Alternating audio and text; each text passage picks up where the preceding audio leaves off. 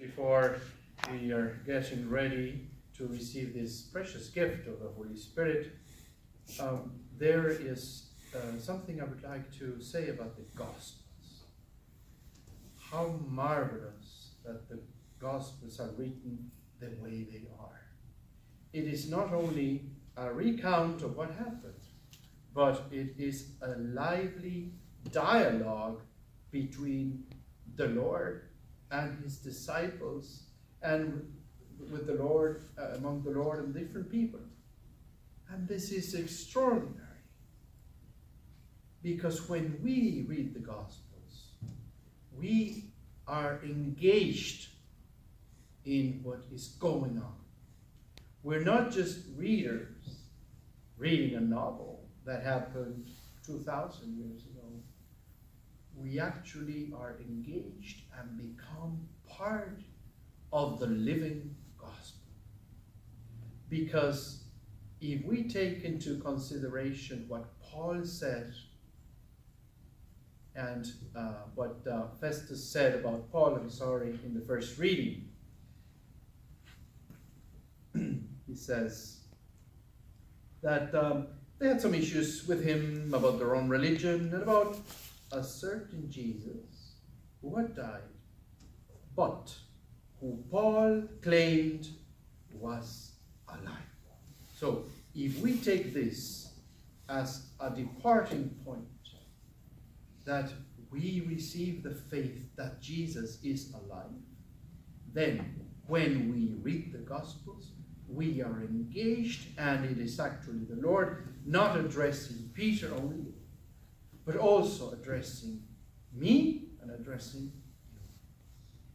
So, before the Holy Spirit comes, at least liturgically speaking, let us ask ourselves if we are ready to receive this gift. Peter was obviously sad because he had betrayed the Lord, and maybe that's the reason why the Lord asked him 3 times if he loved him.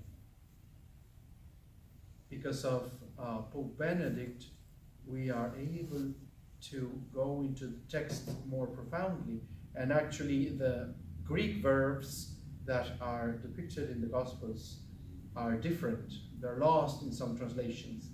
The verb love is used here without any distinction, but in the Greek, the Lord starts using the verb agape, which means this profound and unconditional love.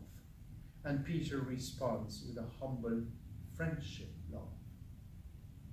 But the Lord insists in the unconditional love that he is expecting from Peter. And finally, Peter gives up and says, Lord, you know everything. You know, I love you with my limitations.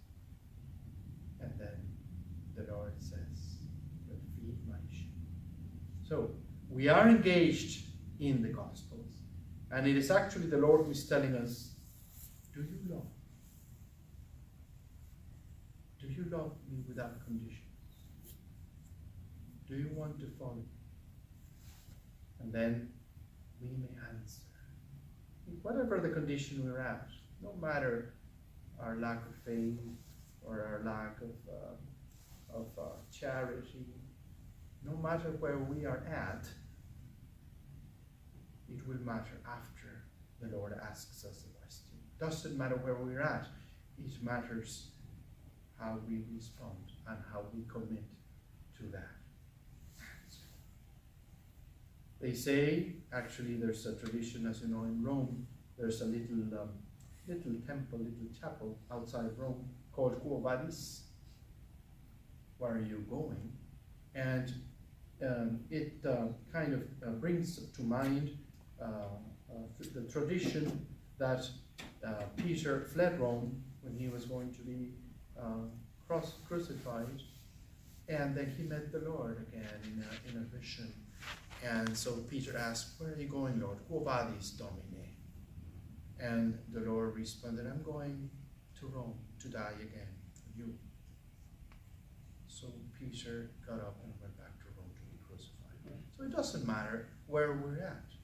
We might be, escaping from our own situations. might be and flee. But the Lord encounters us where we're at. And then he gives us a chance to renew our faith in him, so that we, as St. Paul, can be assured that he is alive and he is asking us these questions, and particularly this question: do we love him? And then, my dear brothers and sisters, we have to be ready for his answer, or his recommendation, or his command. Feed my sheep. That means probably don't keep the gift for you. Go out and share the gift with your sheep. And we all have our sheep. Could be our own family, could be our own co-workers, could be our fellow parishioners, and could also be ourselves. Expanding this love that the Lord is asking from us. So let us ask today on this altar that the Lord could renew these love in us, so that we can share his love, and we can also renew ourselves and get ready for the coming of the Holy Spirit.